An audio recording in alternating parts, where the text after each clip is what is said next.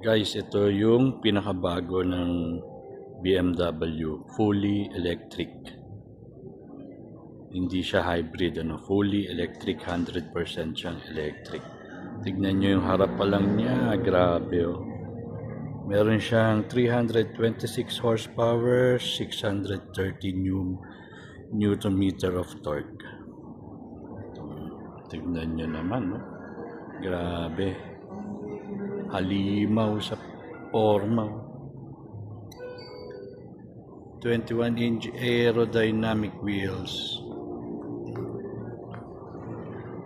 Pati BMW ngayon guys, naglalabas na ng full electric.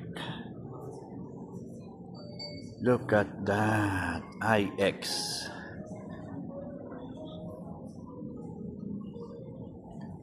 Kita nyo, wala siyang tambucho. Yung buong ilalim niya is battery xDrive 4.0.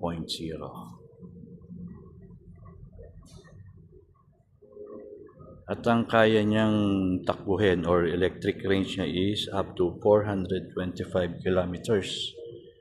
Pero umaabot pa raw yan ng up to 500 kilometers sa isang fully charged na battery. Hayop.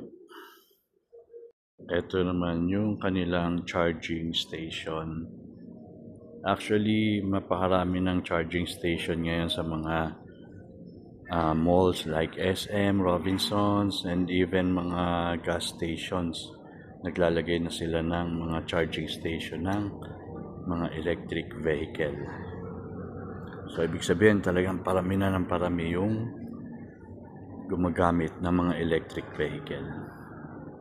Ito pa isa guys, oh. Look at that.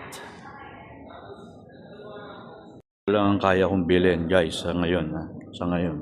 Ito pa lang. BMW pa rin yan. Pero paalang gagamitin mo. Malay nyo pagdating ng panahon, di ba?